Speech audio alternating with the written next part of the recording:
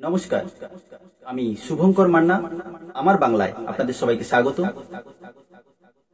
সবাই কিন্তু দিল্লি যেতে পারে না, সবাইয়ের ভাগ্য দিল্লিতে নিয়ে যায় না। এমনটাই হয়েছে আইএসএফ নেতা নওশাদ সিদ্দিকীর সাথে। নওশাদ সিদ্দিকী অনেকটা বাংলার হিরো হয়ে ওঠার চেষ্টা করেছে। একটা সিনেমা নিজেই কিছু এমন মন্তব্য করলেন যার জন্য তিনি খবরের হেডলাইনে থাকলেন। তারপরে এলো ইন্টারভিউ। শুরুটা খুব সুন্দরভাবে করলেও শেষটা মোটেই ভালো করে। বাংলার জনগণ অনেক আশা করে বসেছিল এই নওশাদ সিদ্দিকী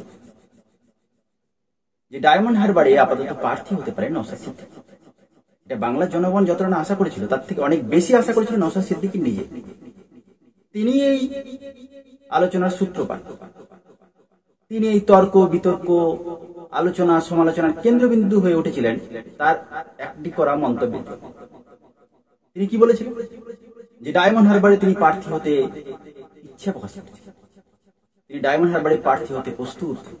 তিনি এটাও বলেছিলেন যে ডায়মন্ড হারবার থেকে পরাজিত করে কালীঘাটে পাঠিয়ে দেবেন। কেউ কেউ এটা নিয়ে ভাবছিল যে নওশাদ সিদ্দিকী বাঘের বাচ্চা, কিন্তু কেউ এটা বুঝতে পারেনি যে কখন এই বাঘ থেকে বিড়াল হয়ে ঘরে ঢুকে পড়বে। দর্শক, নওশাদ সিদ্দিকী এমন কোন বিরাট রাজনীতিবিদ, এমন কোন লড়াই করে আসেন যে মাঠ থেকে একদম দীর্ঘ একটা রাজনৈতিক জীবন, অনেক কঠিন লড়াই, অনেক সংগ্রাম, অনেক আন্দোলনের মধ্যে দিয়ে উঠে এসছে, এমন নেতা নয়।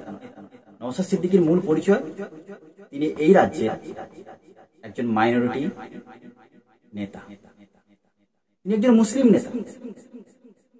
যদিও তিনি জোট সঙ্গী থেকে জিতে এসেছিলেন, কিন্তু এই রাজ্যে যেহেতু 30% কাছাকাছি মুসলিম ভোট, তাই সবাই মনে করছিল যে টিএমসি কে হারানোর জন্য মুসলিম ভোট ব্যাংকে একটা থাবা বসাতে, একটা ভাঙন ধরাতে, আর যেটা পারে নওশাদ সিদ্দিকী।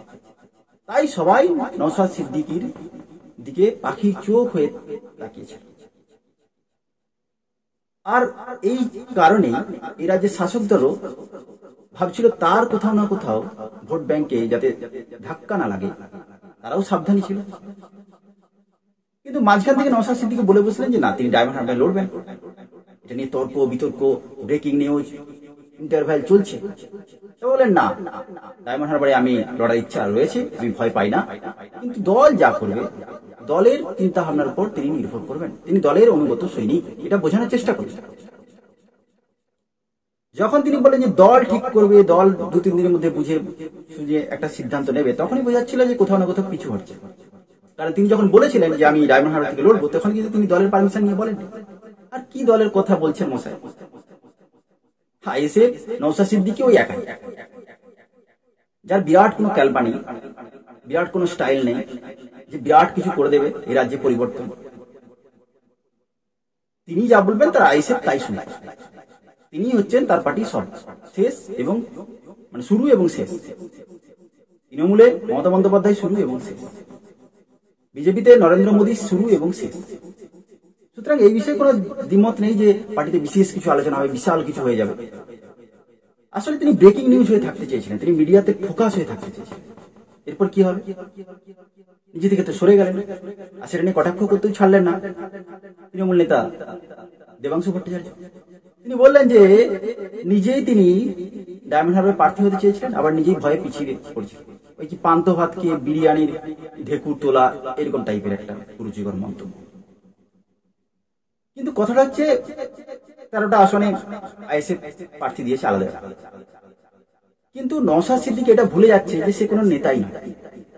কারণ সে যখন একটা প্রার্থী হয়েছিল তখন বিজেপি, কংগ্রেস, সিপিএম এই 3টি রাজনৈতিক দল তাকে ভোট দিয়েছে। কারণ তখন সবাই ভেবেছিল যে তৃণমূলের বিরুদ্ধে ফাইট করতে পারবে নওশাদ সিদ্দিকী, যেহেতু একটা মুসলিম ফ্যাক্ট, মুসলিম চেহারা, একজন নেতাকে যদি তুলে আনা যায় তাহলে তৃণমূলের এই যে রাজত্বটা চলছে কিছুটা সেখান থেকে নিস্তার পায়। মানে বিশেষ কোনো সংগঠন নেই, বিশেষ কোনো একদম গ্রাউন্ড লেভেল থেকে বিশেষ মানে সাংগঠনিক নেতা, বিশেষ মাস লিডার, কোনো ক্যালমা এই নেতার মধ্যে আছে বলে আপাতত মনে করছে না রাজনীতি, যে বিরাট সাংগঠনিক নেতা, বিরাট হচ্ছে একটা মাস লিডার, বা বিরাট হচ্ছে কি বলা যায় যে ওই বলে না দক্ষ এবং তার সাথে সাথে সুচারু নেতা, সুবক্তা, এরকম বিশেষ কিছু সেই স্টাইল, সেই নেতৃত্ব দেওয়ার ক্ষমতা নেই। তারপরেও মানুষ ভোট দিয়েছিল যে না, দিদির বিরুদ্ধে একজনকে খারাপ করে। এখন তিনি পিছিয়ে পড়েছেন, এটা নিয়ে অনেক তর্ক বিতর্ক হতেই পারে। কেউ বলছেন সেটিং হয়ে গেছে, কেউ বলছেন ভয়ে পিছিয়ে হয়ে গেছেন, কেউ বলছে তার বিরুদ্ধে বিভিন্ন কেস দিতে পারে, মহিলা ঘটিত কেস থেকে বিভিন্ন কেস দিতে পারে, তাই হয়তো তিনি পিছিয়ে হয়ে গেছেন।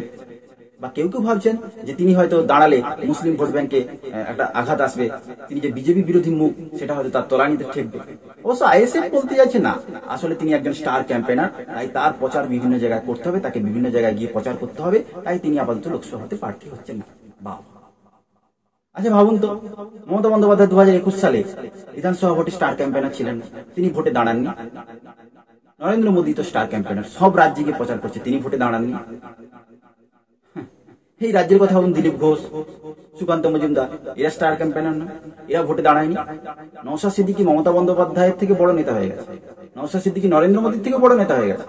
নওশাদ সিদ্দিকী কি এটা বলতে হবে যে সুকান্ত মজুমদার বা দিলীপ ঘোষের থেকে বড় নেতা হয়ে গেছে? জানি না।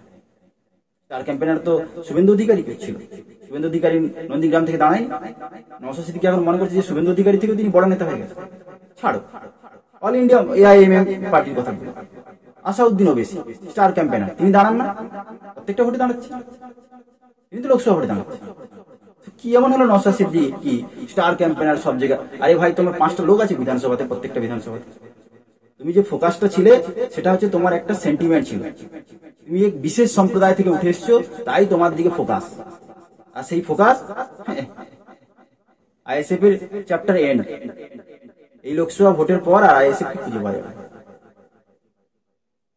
তবে হ্যাঁ, এটা হতে পারতো যেভাবে ভাঙরে সিপিএম, কংগ্রেস, বিজেপি সবাই মিলে একটা নওশাদ সিদ্দিকী জিতিয়েছিল, ডায়মন্ড হারবারে সেই আশা ছিল, এখনো বিজেপি সেখানে প্রার্থী দেয়। স্বাভাবিক কারণে নওশাদ সিদ্দিকীর একটা প্রবাবিলিটি ছিল জেতার, সেই সুযোগটা হাতছাড়া করলেন। হয়তো বিজেপি তাকে ছেড়ে দিতে পারত সিটটা। দেখুন, সিপিএম এর এত ছেলে মেয়ে, বাচ্চা বাচ্চা ছেলে মেয়েগুলো মাঠে লড়াই করছে, কেউ জিতবে? এ রাজ্য থেকে সিপিএম একটাও সিট পাবে না, কংগ্রেস একটাও পাবে না, ম্যাক্সিমাম হলে মেবি অধীর চৌধুরী জিততে পারে। কংগ্রেস পাবে না সিট, বিজেপি সিপিএম সিট পাবে না, তবু তো বাচ্চা বাচ্চা ছেলেগুলো মেয়েগুলো সিপিএম থেকে লড়ছে। শিখুন নওশাদ সিদ্দিকী, তাদের দেখে শিখুন অ্যাটলিস্ট রাজনীতি কাকে বলে। এখন বলছে যে দেখো যাদবপুরে সৃজনকে কেন দিল, এখন বলছে মোহাম্মদ সেলিমকে কেন মুর্শিদাবাদে দিল, এখন বলছে দীপশিতা ধরকে কেন শ্রীরামপুরে দিল। তোমার কিছু সংগঠনই নেই, তুমি কার উপর ভরসা করে রয়েছে? এখনো তুমি একটা সম্প্রদায় বিশেষে ভোট পাও, সেটাও তাও এখন শাসক দলের কুক্ষিগত ভোট। কার উপর ভরসা করে জিতবে? তোমার প্রত্যেকটা অ্যাসেম্বলিতে, একটা বিধানসভাতে 200 লোক আনতে পারবে না। তুমি একটা মমতা বিরোধী ক্যান্ডিডেট হওয়ার চেষ্টা করছো, আর সেটা বাংলার মানুষ চাইছিল তোমাকে তুলে ধরা, যে মমতা বিরোধী একটা মুখ হয়ে উঠবে। কিন্তু তুমি সেই সুযোগটা হাতছাড়া করলে। শুধু হাতছাড়া করলে না, আইএসএফ এর চ্যাপ্টারটাকে এন্ড করলে। এতে কি হবে? আস্তে আস্তে করে এই রাজ্যের দুটো দল, সিপিএম যেমন টুকটুক করে জ্বলছে তেমন জ্বলবে, কংগ্রেসও টুকটুক করে জ্বলবে, বিজেপি ভার্সাস টিএমসি। আলটিমেটলি এটাই থাকবে। এই যে আইএসএফ 13টা আসনে প্রার্থী দিয়েছে, একটা জিতে দেখা এই লোকসভা ভোটের পরেই বোঝা যাবে যে কত পার্সেন্ট ভোট পেয়েছে। 5% ভোট তুলতে পারবে কিনা সেটাই সন্দেহ, 5% ভোট প্রত্যেকটা আসন থেকে উঠবে কিনা সেটাই সন্দেহ। কারণ এখনো মুসলিম ভোট পুরোপুরি হবে 99% ভোট তৃণমূলে যাবে। কারণ লড়াইটা হচ্ছে মোদি ভার্সাস মমতা। নওশাদ সিদ্দিকী এমন কোনো ফোকাস না, শুধু মিডিয়ার একটা ধারাবাহিকতা ছিল যে একটা মুসলিম ভোট ব্যাংক কাজ করে। নওশাদ সিদ্দিকী একটা শাসক বিরোধী নেতা হওয়ার চেষ্টা করছে, বা একটা ফুটিয়ে তোলার চেষ্টা করছিল মিডিয়া, সেইটুকু আর হবে। আস্তে আস্তে করে পার্টিটার এন্ড হবে, আর এই নেতাও হারিয়ে যাবে। দর্শক, এই বিষয়ে যদি আপনাদের কোনো মতামত থাকে দয়া করে কমেন্ট করুন, আর অবশ্যই আমার বাংলা চ্যানেলটি সাবস্ক্রাইব করুন। যদি এখনো সাবস্ক্রাইব না করে থাকেন সাবস্ক্রাইব করুন এবং পাশে থাকা বেল আইকনটি প্রেস করুন, যাতে পরবর্তী ভিডিওগুলোর নোটিফিকেশন সবার প্রথমে আপনারা পেয়ে যান। এখন এই পর্যন্ত, আবার দেখা হবে পরবর্তী কোনো প্রতিবেদন।